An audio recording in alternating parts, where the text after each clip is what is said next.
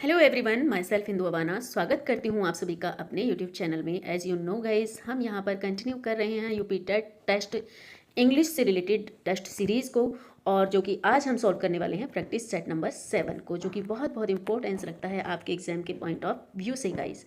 और गाइस, आपसे गुजारिश है, अगर आपने चैनल को सब्सक्राइब नहीं किया है तो प्लीज़ कर लीजिए, क्योंकि ये वीडियोज़ आपके एग्ज़ाम के लिए बहुत बहुत बेनिफिशियल हैं और आपकी तैयारी को बहुत अच्छे से बूस्ट करेंगे अगर आप कंटिन्यू रहेंगे इस चैनल पर। तो गाइस, चैनल को सब्सक्राइब कर लीजिए, बेल आइकन को प्रेस कर दीजिए ताकि सभी वीडियोज़ का नोटिफिकेशन आपको रेगुलरली मिलता रहे। बिना देर के चलते हैं क्वेश्चन नंबर फर्स्ट पर। क्वेश्चन नंबर 11 से यहाँ पर मैंने स्टार्ट किया है। इससे पहले अनसीन पैसेज था, उसकी वीडियो मैं तभी आपके लिए तैयार करके डालूंगी गाइज, अगर आप कमेंट्स बॉक्स में मुझे लेकर भेजेंगे कि आपको वो वीडियो चाहिए। चलिए शुरू करते हैं। क्वेश्चन नंबर 11 है, sport the correct modal to fill in the blanks. यहाँ पर पूछा गया है कि करेक्ट मॉडल क्या होगा इस सेंटेंस के लिए। सेंटेंस है dash you live happily and long. तो यहाँ पर एक आशीर्वाद दिया जा रहा है। कुछ जो दुआएं हम देते हैं किसी को, तो वो आपने देखा होगा, मे you live long, may you live. तो यहाँ पर राइट आंसर ही मैंने आपको बता दिया है, तो राइट आंसर इसका हो जाएगा option number C, may you live happily and long. Okay guys, I hope ये आपको समझ आया होगा। नेक्स्ट वन पर चलते हैं। Question number 12, fill in the blanks with the suitable adverb. यहाँ पर पूछी गई है एडवर्ब, यानी कि इस सेंटेंस के अकॉर्डिंग कौन सी एडवर्ब का हम यूज़ करेंगे। यहाँ पर क्या ऑन होगी, ऑफ होगी, अवे होगी, ओवर। तो गाइज यहाँ देखिएगा, यहाँ पर जो एडवर्ब है ये ऑन तो प्रीपोजिशन है, ये एडवर्ब है नहीं गाइज, ये भी प्रीपोजिशन है गाइज, ठीक है। तो यहाँ पर हमें जो एडवर्ब भरनी है तो ये है ऑफ, ठीक है, ये।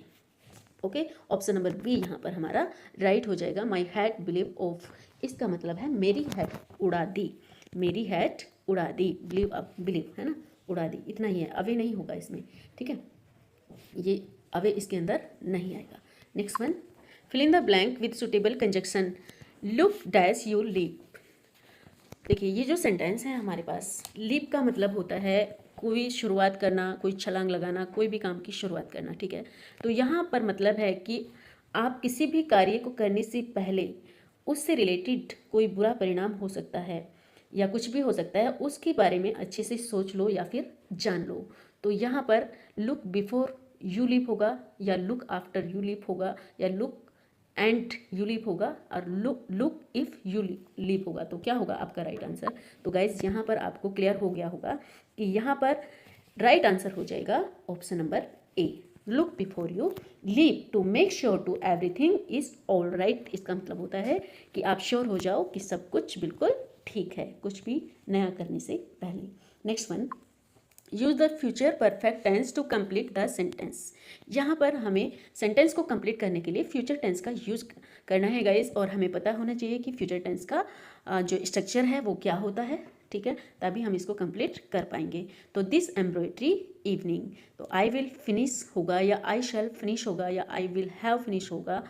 देखिए यहाँ पर फ्यूचर परफेक्ट इन्होंने बोला है, इन्होंने पूछा है कि फ्यूचर परफेक्ट टेंस को हमें यूज़ करना है। तो हमारा जो स्ट्रक्चर होता है फ्यूचर परफेक्ट टेंस का, subject plus will, shall, have plus verb की थर्ड फॉर्म होता है गाइज, ठीक है। तो यहाँ पर जो राइट आंसर हमारा हो जाएगा guys, I shall have finished हो जाएगा, यानी कि ऑप्शन नंबर डी यहाँ पर हमारा एकदम राइट हो जाएगा, ठीक है। और जो एफर्मेटिव सेंटेंस होता है, तो आई, वी, यू, दे और प्लूरल नाउन जितने भी होते हैं वहाँ पर हैव का हम यूज़ करते हैं, ठीक है।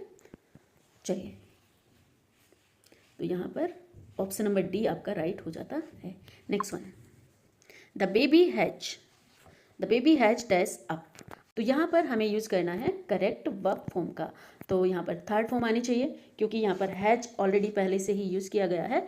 थर्ड पर्सन के परफेक्ट फॉर्म क्या होता है, जो अवेकन होता है गाइस। तो यहाँ पर देखिए हमें कन्फ्यूजन हो रहा है, क्योंकि ये अवेकन है, ये वेकन है, ये अवेकनेड है, और ये वोकन है। तो इनमें डिफरेंट हमें करना है, ठीक है। तो हमारा जो राइट आंसर हो जाएगा गाइस ऑप्शन नंबर सी यहाँ पर राइट हो जाएगा। The baby has woken up, क्योंकि बेबी खुद से उठा है तो हम वोकन का यूज़ करेंगे। अगर किसी के द्वारा उठाया गया होता बेबी तो हम अवेकन का यूज करते फिर, ठीक है। ये समझ आया होगा आपको। अवेकन का यूज़ हम तब करते अगर किसी के द्वारा, बाय जो पैसिव वॉइस में हम यूज़ करते हैं, तो वहाँ पर अवेकन यूज़ होगा, ठीक है। अब ये सिंपल सेंटेंस है, प्रेजेंट परफेक्ट का है, ठीक है, तो ये वोकन होगा। तो ऑप्शन नंबर सी हमारा यहाँ पर राइट हो जाएगा। Next one, fill in the blank with a suitable alternative the dinner smells. यहाँ पर देखिए डिनर के लिए कहा गया है कि ये कौन सा जो है यहाँ पर हम वर्ब यूज़ करेंगे, द डिनर स्मेल्स, ये एडवर्ब है, हमें एडवर्ब यूज़ करनी है यहाँ पर। तो डिनर स्मेल्स, कैसी स्मेल कर रहा है डिनर, वेल, बेटर, बेस्ट या फिर गुड। तो इसके लिए राइट ऑप्शन हो जाएगा option number B. Option number B हमारा यहाँ पर राइट हो जाएगा। Next one, complete the sentence with the suitable adverb close. यहाँ पर हमें एडवर्ब क्लोज को यूज करना है इस सेंटेंस के लिए। जो सेंटेंस हमारे पास है, आई यूज टू प्ले क्रिकेट, तो यहाँ पर सुटेबल एडवर्ब को हमें जो एडवर्ब क्लोज है उसको चूज करना है। तो जो इस तरह के जो सेंटेंस होते हैं गाइस, ये यहाँ पर पास्ट का सेंटेंस है, ओके। तो पास्ट में बातें पास्ट की हो रही हैं, बहुत पहले की हो रही हैं, कभी जब मैं इस तरह का था तो मैं ऐसा किया करता था, इस तरह के सेंटेंस होते हैं ये, ठीक है। हम अपने पास्ट की बातें बता रहे हैं। तो आई यूज़ टू प्ले क्रिकेट, मैं क्रिकेट खेला करता था, इसका मतलब ये है यहाँ पर कि मैं क्रिकेट खेला करता था, इसका मतलब। तो इसके लिए हमें राइट एडवर्ब क्लोज जो चूज करनी है, इसका मतलब होगा जब मैं जवान था तो मैं क्रिकेट खेला करता था। तो when I had been young तो होगा नहीं, ठीक है, हैड बीन तो इसमें आएगा नहीं। व्हेन आई वॉज बीइंग भी नहीं आएगा, ये दोनों सेंटेंस रॉन्ग यहाँ पर, ठीक है। आई एम तो हो ही नहीं सकता है ना। और ऑप्शन नंबर डी यहाँ पर राइट हो जाता है, क्योंकि व्हेन आई वॉज यंग यही फॉलो कर रहा है पास्ट के रूल को, जब मैं जवान था तो मैं क्रिकेट खेला करता था, ये हमारा राइट हो जाएगा। Next one, question number 18, in the sentence athletics is his favourite sport. तो एथलेटिक्स क्या है, यहाँ पर एथलेटिक्स को पूछा गया है, क्या ये नाउन है, एडजेक्टिव है, एडवर्ब है या फिर प्रोनाउन है। तो गाइज जो सेंटेंस शुरू हो रहा है, कॉमन सेंस की बात है, जब सेंटेंस शुरू हो रहा है एथलेटिक्स से, तो यहाँ पर एथलेटिक्स के बारे में ही बातें हो रही हैं। तो एथलीट्स यहाँ पर जो है एक नाउन के रूप में दिखाया गया है, और ICS पर ये समाप्त है और ये नाउन है। तो इस तरह के जो बहुत सारे वर्ड होते हैं, जैसे mathematics, politics, physics, economics, ethics, dynamics, classics, phoenix, ये सब होते हैं।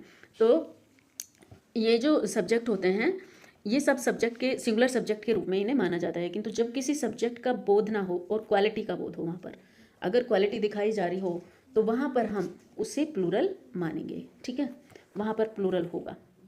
तो उस सेंटेंस में हम इस तरह से यूज करेंगे इसे, हिज फिजिक्स आर वीक, इस तरह से, हिज फिजिक्स आर वीक, इस तरह से हो जाएगा, ठीक है।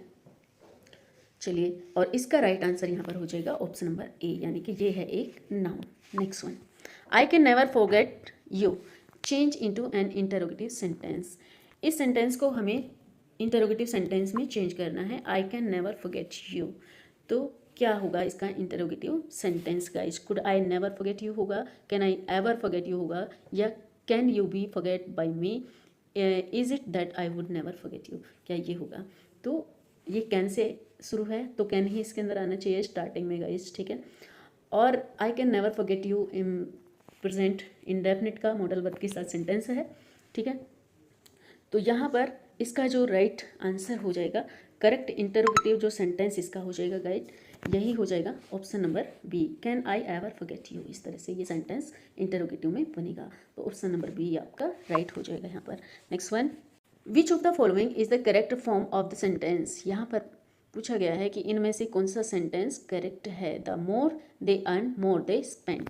इस सेंटेंस को हमें करेक्ट करना है, हमारे पास है 4 ऑप्शन, क्या होगा हमारा right answer, the more they earn more they spend, क्या इस तरह से बनेगा ये सेंटेंस, या more they earn the more they spend ये होगा, या फिर ऑप्शन नंबर सी होगा, the more they earn the more they spend, या नो इम्प्रूवमेंट। तो क्या होगा आपका राइट आंसर गाइस। तो इसका जो राइट आंसर होगा गाइस, इस तरह के जो सेंटेंस होते हैं गाइस, मोर वाले, द मोर, इससे शुरू होने वाली जो क्लोज होती हैं, द का प्रयोग यहाँ पर दोनों जगह पर होता है, ठीक है।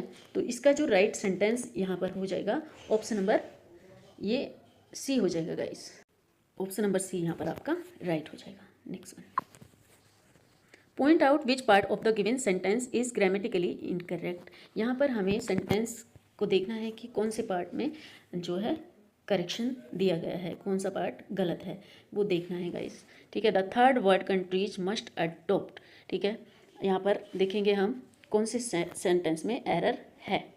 अब ये वाला सेंटेंस तो सही लग रहा है, the third world countries must adopt. Next है a radically different approaches for, अच्छा नेक्स्ट है the dissemination of scientific information और in view of the nature and magnitude of their problem. तो गाइज आप यहाँ पर देखेंगे, देखिए ये सेंटेंस भी हमारा सही है और ये सेंटेंस भी सही है, ये भी सही है। इसमें मिस्टेक है गाइज, इसमें जो मिस्टेक है गाइज, ए रेडिकली डिफरेंट, यहाँ पर ए से शुरू हो रहा है ये सेंटेंस, तो ये यहाँ पर हमारा दिखाया गया है कि ये सिंगुलर है, ठीक है। तो ए के पास बात जो है सिंगुलर ही आता है। डिफरेंट अप्रोच इसकी जगह यहाँ पर क्या आ जाएगा, अप्रोच आएगा गाइज। तो ये ई एस को ही हटा देंगे यहाँ से, ठीक है, ई एस दोनों को हटा देंगे। ओके, तो हमारा ये सेंटेंस करेक्ट हो जाएगा। ऑप्शन नंबर बी यहाँ पर राइट हो जाता है, यानी कि यहाँ पर मिस्टेक है, ई एस को यहाँ से क्रॉस कर देंगे, हटा देंगे, ठीक है। Next one, question number 22, choose the incorrect sentence. यहाँ पर हमें चूज करना है इनकरेक्ट सेंटेंस को, ठीक है, कि इनकरेक्ट सेंटेंस इसके अंदर कौन सा है। तो यहाँ पर हम देखेंगे his T shirts are loose, उसकी जो टी शर्ट्स हैं वो लूज हैं, यानी कि एक से ज़्यादा टी शर्ट हैं और वो सभी लूज हैं, ठीक है। माई बुक्स आर पॉलिश्ड, मेरी सभी बुक्स को पॉलिश्ड कर दिया गया है, ठीक है। हर हेयर इज़ थिक, ये भी सही है, हेयर के लिए जो है हम हमेशा सिंगुलर वर्ब का ही यूज करते हैं। और the kettle is grazing in the field, अब जो केटल वर्ड है गाइस, ये एक प्लूरल का वर्ब है, जो केटल है ये प्लूरल फॉर्म में ही यूज होता है।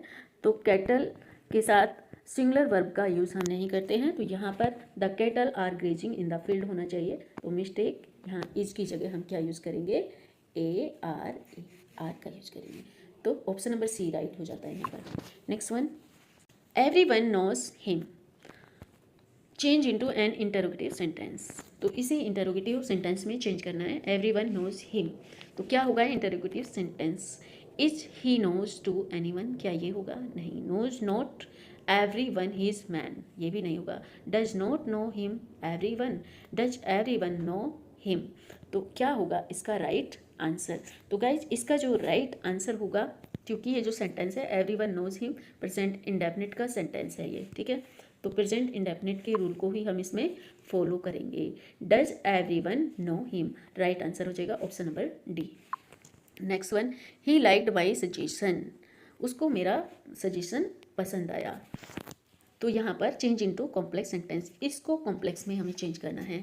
क्या होगा right answer, it was what he liked my suggestion, ये होगा, या फिर he liked what I suggest. देखिए जो सेंटेंस है ही लाइक्ड माई सजेशन, तो पास्ट का सेंटेंस है, he liked what I suggest, past में ही होना चाहिए, मुझे लगता है यही राइट है। My suggestion was is that he like, नहीं होगा। He liked me and suggested, ये भी नहीं होगा। तो ऑप्शन नंबर बी यहाँ पर हमारा राइट हो जाएगा, ऑप्शन नंबर बी राइट हो जाएगा। चलिए नेक्स्ट पर चलते हैं। नेक्स्ट है being ill he didn't appear for the examination, change into compound sentence, इसको हमें कंपाउंड सेंटेंस में चेंज करना है। Being ill he did not appear for the examination, तो ये कंपाउंड सेंटेंस में क्या होगा इसका राइट आंसर। तो he being ill not appear for the examination, क्या ये होगा, या फिर it was for the examination that he appear ill, ये होगा, या फिर he was ill and did not appear for the examination, being ill and not appear in the examination. तो गाइज ये जो सेंटेंस है चेंज इनटू कंपाउंड सेंटेंस, इसको हमें कंपाउंड सेंटेंस में चेंज करना है। अब देखना है, देखिए पास्ट का सेंटेंस है being ill he did not appear for the examination, तो ये पास्ट में ही होना चाहिए। ये इसका राइट आंसर हो जाएगा, he was ill and did not appear for the examination, यानी कि ऑप्शन नंबर सी यहाँ पर हमारा राइट हो जाएगा। Next one, the correct lexical form in the singular of phenomena, phenomena का जो है सिंगुलर में क्या कहते हैं, फेनोमेना जो है ये प्लूरल फॉर्म है इसकी, और सिंगुलर में इसे क्या कहेंगे, ठीक है। फेनोमेना क्या है, एक प्लूरल फॉर्म है। The correct lexical form in the singular of phenomena is, तो सिंगुलर में क्या होगा इसका राइट आंसर। तो गाइज इसका राइट आंसर हो जाएगा फेनोमेनन, ऑप्शन नंबर डी यहाँ पर हमारा राइट हो जाएगा, फेनोमेनन राइट हो जाएगा, फेनोमेनन, ठीक है, ये हो जाएगा। इसको सिंगुलर में फेनोमेनन कहते हैं, ठीक है, और फेनोमेना क्या है, प्लूरल फॉर्म है। Next one, this singular for diagnosis is, the singular for diagnosis is, तो डायग्नोसिस का सिंगुलर क्या होगा यहाँ पर पूछा गया है। तो जो डायग्नोसिस है इसका जो सिंगुलर फॉर्म होगा डायग्नोसिस ही होगा गाइज। तो डायग्नोसिस मतलब यहाँ पर देखिए ई एस से नहीं, ई एस तो हमें यहाँ पर दिया ही हुआ है, सेम ये तो दिया ही हुआ है, ठीक है। तो यहाँ पर ई है, ये तो होगा नहीं, ठीक है। डायग्नोसिस होगा यहाँ पर, ऑप्शन नंबर बी इसका यहाँ पर राइट हो जाएगा, डायग्नोसिस, ठीक है। डायग्नोसिस का मतलब होता है किसी रोग का पता लगाना, ठीक है, diagnosis. Next one, I nearly had an accident. ये नियरली जो वर्ड है यहाँ पर इसको पूछा गया है, ये एडवर्ब ऑफ डिग्री है, एडवर्ब ऑफ मैनर है, सेंटेंस एडवर्ब है या एडवर्ब ऑफ प्लेस है। तो क्या होगा आपका राइट आंसर यहाँ पर गाइस। तो ये जो सेंटेंस है नियरली, इसके अंदर एडवर्ब ऑफ डिग्री के रूप में इसका यूज हुआ है गाइस, क्योंकि जब कोई भी घटना होती है, ठीक है, कोई किसी एक्सटेंट को दिखाया जाता है, तो इसमें जो वर्ड यूज होते हैं almost, much, nearly, quite, really, so, too, very, इस तरह के वर्ड को यूज किया जाता है एडवर्ब ऑफ डिग्री के रूप में, ठीक है। तो ये एक एडवर्ब ऑफ डिग्री है। ऑप्शन नंबर ए यहाँ पर आपका राइट हो जाता है, ऑप्शन नंबर ए, ठीक है। नियरली, जो नियरली है, एक मिनट, जो नियरली है यहाँ पर इसे पूछा गया, तो एडवर्ब ऑफ डिग्री इसको कहते हैं। राइट आंसर हो जाएगा इसका adverb of degree. Next one, in the sentence I want to hear the story in detail. तो डिटेल क्या है यहाँ पर गाइस, क्या ये नाउन है, एडजेक्टिव है, एडवर्ब है या वर्ब है? क्या होगा आपका राइट आंसर? तो गाइस यहाँ पर देखिए, in the sentence I want to hear the story in detail, तो इसका जो राइट आंसर हो जाएगा गाइस, ये है एक नाउन। यहाँ पर जो डिटेल है ये एक नाउन के रूप में दिखाया गया है, तो ऑप्शन नंबर ए ही यहाँ पर हमारा राइट हो जाता है। I want to hear the story in detail, brief में, है ना, तो यहाँ पर ये नाउन है। Next one, in the sentence I doubt whether she will meet him.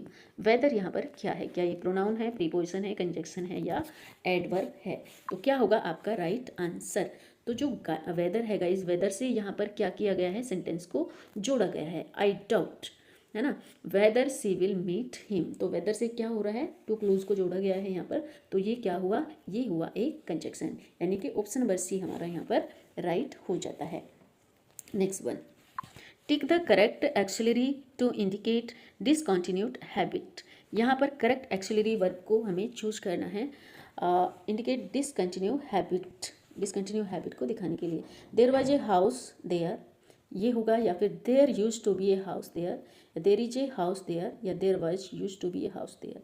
तो इसका जो राइट आंसर हो जाएगा गाइस, ये हो जाएगा option number B. Option number B यहाँ पर there use to be a house there हो जाएगा, क्योंकि ये जो एक्सिलरी जो वर्ब होती है गाइस, इसमें यूज टू का प्रयोग किया जाता है, ठीक है। डिसकंटिन्यू है, क्योंकि यहाँ से डिसकंटिन्यू दिखाया गया है, अब कंटिन्यू नहीं है, वो पहले होती थी। डिसकंटिन्यू से हम समझ जाएंगे कि डिसकंटिन्यू वर्ड इसके अंदर आया है, तो इससे हमें पता चलेगा कि वो अब कंटिन्यू नहीं है, वो पहले होती थी, तो इट मीन्स ये पास्ट की बातें हैं। तो यूज टू का प्रयोग हम यहाँ पर इसके लिए करते हैं, तो ऑप्शन नंबर बी हमारा राइट हो जाता है। Next one, in the sentence he demanded a thorough inquiry. तो थ्रो क्या है इसके अंदर, he demanded a thorough inquiry, ठीक है। तो क्या नाउन है, एडजेक्टिव है, एडवर्ब है या वर्ब है? क्या होगा आपका राइट आंसर? तो गाइस जो थ्रो है इसके अंदर, ये एक एडजेक्टिव है, ठीक है। कैसे है, ही डिमांडेड ए थ्रो इंक्वायरी, जो इंक्वायरी है, ठीक है, उसको ये क्या कर रहा है, डिफाइन कर रहा है गाइज। जो थ्रो वर्ड है इंक्वायरी को डिफाइन कर रहा है, तो जो नाउन को डिफाइन करता है, इंक्वायरी यहाँ पर नाउन है, इंक्वायरी क्या है, नाउन है, और थ्रो डिफाइन कर रहा है उसे, तो जो नाउन को डिफाइन करता है वो होता है एडजेक्टिव, तो ऑप्शन नंबर बी यहाँ पर हमारा राइट हो जाता है। Next one, he does not work much, does much in the sentence is used. Okay, तो यहाँ पर जो he doesn't work much, dash much in the sentence is use, जो मच है वो सेंटेंस में किस तरह से यूज किया गया है, to show emphasis in the positive degree में है, या टू मॉडिफाई एडवर्ब को मॉडिफाई करने के लिए है, या to modify verb in a negative sentence, या टू शो द कंपैरेटिव, ये कंपैरेटिव डिग्री को शो कर रहा है। ही डजंट वर्क मच, ठीक है गाइज। तो ये जो है, ये मच एक एडवर्ब के प्रयोग में नेगेटिव सेंटेंस में वर्ब को मॉडिफाई करने के लिए इसको किया गया है, ठीक है। तो यहाँ पर ऑप्शन नंबर सी यहाँ पर हमारा राइट हो जाएगा, to modify verb in negative sense. Option number C यहाँ पर राइट हो जाएगा।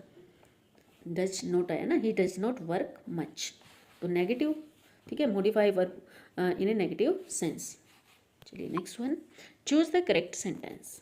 Look before you do, look before you work. Correct sentence को हमें यहाँ पर चूज करना है। Look before you leave, look first and then leave. तो गाइज यहाँ पर जो राइट आंसर हो जाएगा, इस सेंटेंस को हम पहले भी दूसरी तरह से कर चुके हैं। ऑप्शन नंबर सी यहाँ पर राइट हो जाएगा, लुक बिफोर यू लीव। ठीक है, इसका मतलब होता है to make sure to everything is all right, कुछ भी अच्छा करने से पहले। ठीक है, ये देख लीजिए कि सब कुछ करेक्ट है, सब कुछ ऑल राइट है, ठीक ठाक। ओके गाइज, तो ये थे 58 क्वेश्चन जो हमने सॉल्व किए। सेंटेंस ऑल अब एक ग्रामर से और एक लिटरेचर से 2 क्वेश्चन मैं आपको दे रही हूँ, उनके आंसर आप मुझे कमेंट्स बॉक्स में लिखकर बताएंगे और अपना स्कोर भी बताएंगे कि आपका स्कोर क्या रहा। So thanks for watching this video. मिलते हैं नेक्स्ट वीडियो में, तब तक के लिए गुड बाय। रेसिप्रोकल प्रोनाउन है गाइस। जो रेसिप्रोकल प्रोनाउन होते हैं ये 2 प्रकार के होते हैं, जैसे ईच अदर होता है और वन अनदर होता है। तो प्रोनाउन की जो मुख्य बात होती है, इसका प्रयोग 2 या 2 से अधिक व्यक्तियों या वस्तुओं के लिए या किसी समूह के लिए किया जाता है, इस तरह से वन अनदर या फिर ईच अदर, वन अनदर या फिर ईच अदर के लिए। ठीक है, तो यहाँ पर जो राइट आंसर हमारा हो जाएगा ऑप्शन नंबर डी हो जाएगा, ये एक प्रोनाउन है। Next one, choose the correct sentence. यहाँ पर हमें करेक्ट सेंटेंस को चूज करना है। The comedian at the comedy club was the most funniest man we had ever seen. क्या होगा आपका right answer? The comedian at the comedy, देखिए करेक्ट सेंटेंस को चूज करना है। The comedian at the comedy club was the most funniest. अब यहाँ पर जब हमने फनीएस्ट यूज़ कर ही दिया है तो यहाँ पर मोस्ट आने की ज़रूरत नहीं है गाइस, ये सेंटेंस हमारा रॉन्ग हो जाता है। The comedian at the comedy club was the funniest man we had ever seen. ठीक है, ये ही राइट होना चाहिए।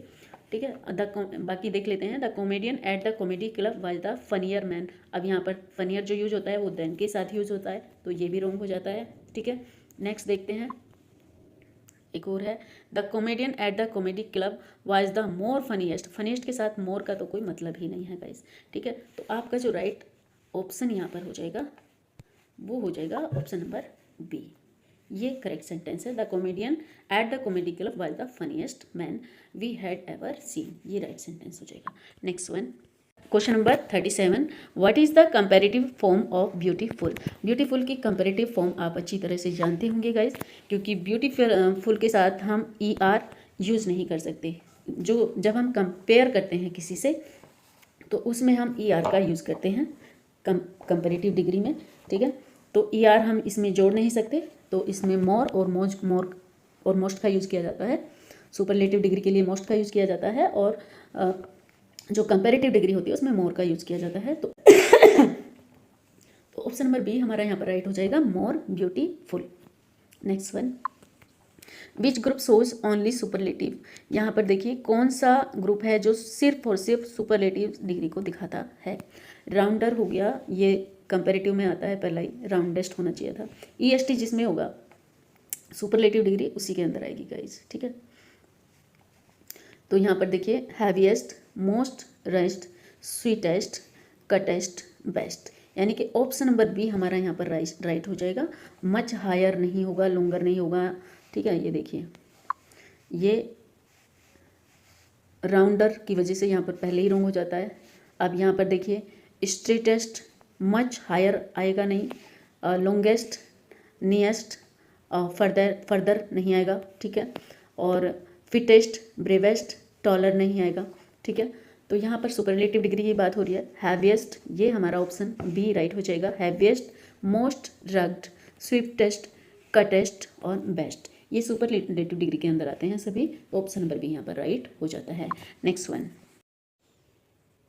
नेक्स्ट है question number 39, correct the following sentence. यहाँ पर हमें सेंटेंस को करेक्ट करना है। She entered into the room without knocking at the door. तो गाइज इस सेंटेंस को हमें करेक्ट करना है। क्या होगा हमारा राइट आंसर?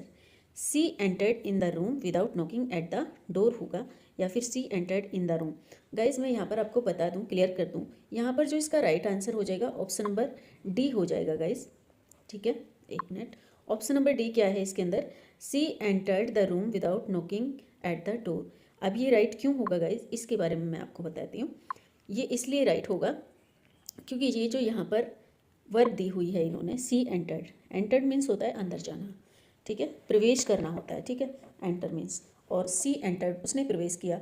तो यहाँ पर जो ये इनटू दिया हुआ है, इसकी यहाँ पर नीड नहीं है गाइज, इसलिए ये इन जहाँ पर इस तरह से आ रहा है, ये सभी सेंटेंस हमारे क्या हो जाते हैं, रॉन्ग हो जाते हैं।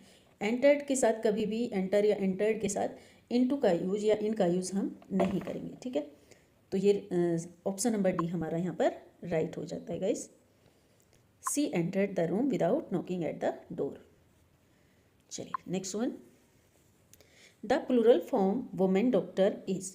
वुमेन डॉक्टर की प्लूरल फॉर्म क्या होगी? तो गाइज यहाँ पर जो ये कंपाउंड नाउन होते हैं, इनको मैन या वुमेन जो भी है, कंपाउंड नाउन जैसे भी लिखे जाते हैं, प्लूरल फॉर्म में आते हैं दोनों ही, ठीक है, चाहे वो मैन हो, वुमेन हो या कोई और हो, ठीक है। तो यहाँ पर जैसे वुमेन डॉक्टर ये कंपाउंड नाउन है एक तरह से, ठीक है, तो इसमें दोनों ही प्लूरल फॉर्म में आएंगे, डॉक्टर भी और वुमेन भी। तो यहाँ पर हमारा राइट आंसर क्या हो जाएगा, आपको पता चल गया होगा, ऑप्शन नंबर ए यहाँ पर हमारा राइट हो जाएगा, क्योंकि यहाँ पर दोनों में प्लूरल फॉर्म है, बाकी में नहीं है, ठीक है गाइज। तो ऑप्शन नंबर ए यहाँ पर हमारा राइट हो जाता है। Next one, William Shakespeare has been sub request. Sub request मतलब उनको जो एक नाम दिया गया है रिस्पेक्टफुल्ली, उनको क्या नाम दिया गया है इसमें से, ठीक है, शेक्सपियर को। तो मैन ऑफ लेटर्स उनको कहा जाता है, या ये बार्ड है गाइस, ब्राड नहीं है, ये BARD, बार्ड ऑफ एवन के नाम से उनको जाना जाता था।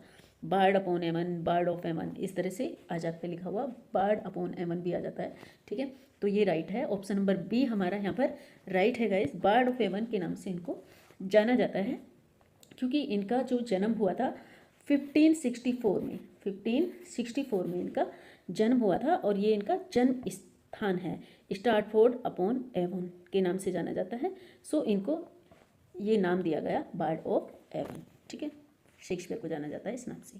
Next one, question number 42, with which of the following poets do we associate the pictorial quality of poetry. तो जो पिक्चोरियल क्वालिटी पोएट्री के अंदर मिलती हैं जहाँ पर देखने के लिए, तो किस पोएट की पोएट्री में मिलती हैं गाइस? क्या ये T.S. एलियट हैं, मुल्कराज आनंद हैं, या विलियम फॉकनर है, या अर्नेस्ट हेमिंग्वे हैं? तो यहाँ पर हमारा राइट आंसर हो जाएगा ऑप्शन नंबर बी, ये हैं हमारे मुल्कराज आनंद, ठीक है गाइस। ये मुल्कराज आनंद हैं, और इनके कुछ मेन वर्क हैं गाइस, नोटेबल वर्क हैं जो हैं, एक है द विलेज, ठीक है, अक्रॉस द ब्लैक वाटर है, और भी बहुत से वर्क हैं गाइस इनके, ठीक है, कुली है, तो बहुत सारे वर्क हैं इनके। मुल्कराज आनंद जाने माने पोएट रहे हैं, तो ऑप्शन नंबर बी यहाँ पर हमारा राइट हो जाएगा।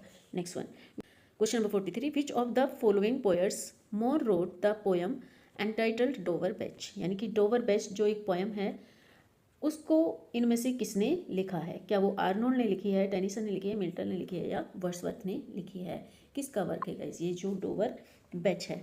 तो गाइज ये जो डोवर बैच है ये है आर्नोल्ड, जो मैथ्यू आर्नोल्ड हैं हमारे, इनका वर्क है गाइज ये डोवर बैच। ये पब्लिश हुआ था 1867 में।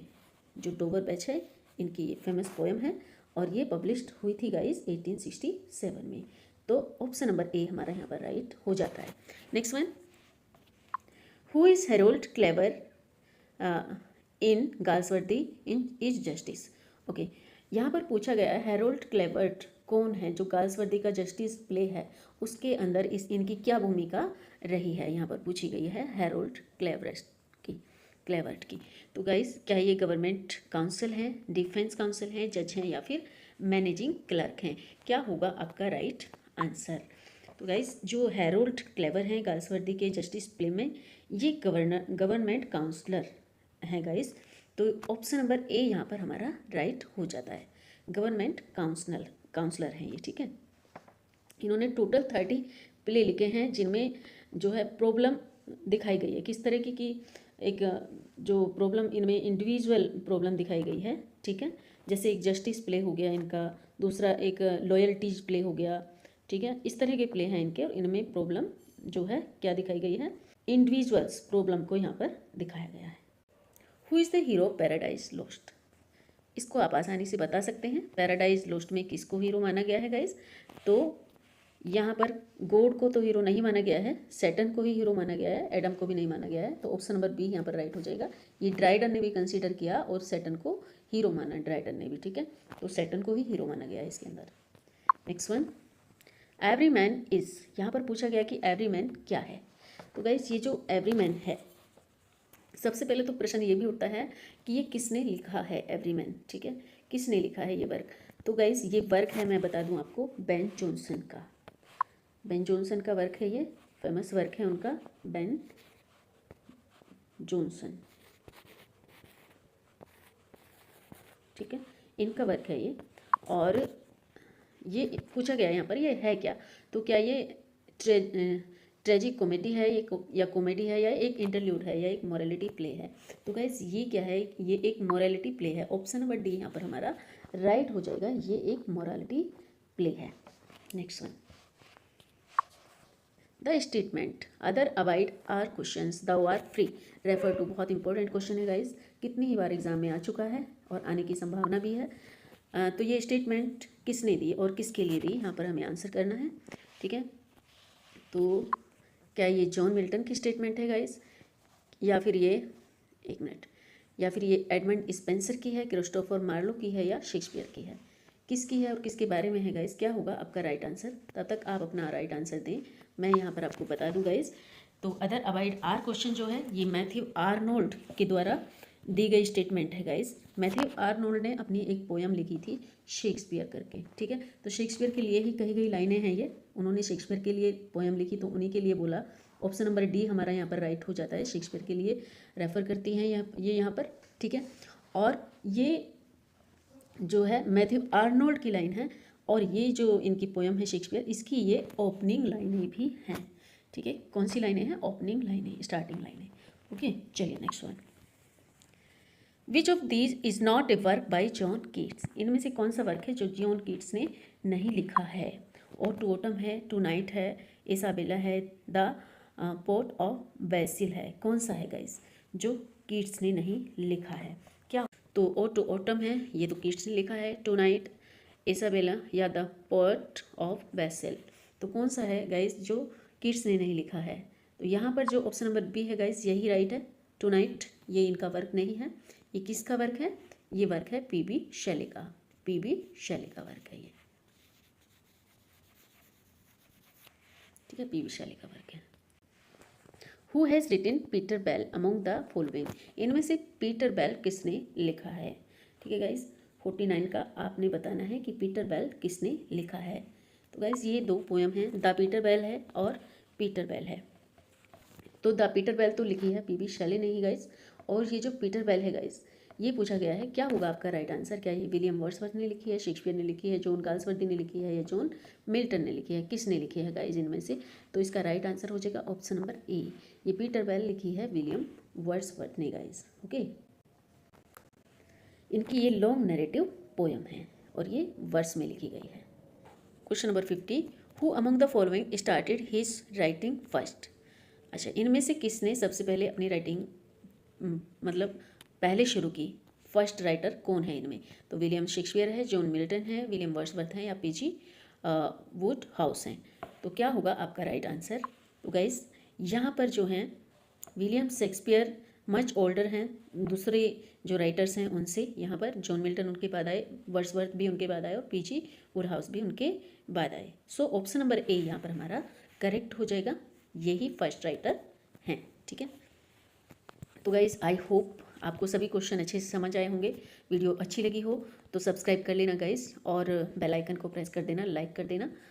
चलिए मिलते हैं नेक्स्ट वीडियो में, तब तक के लिए गुड बाय, अपना ख्याल रखिए और अपनी तैयारी में जुटे रहिए। Thanks for watching this video.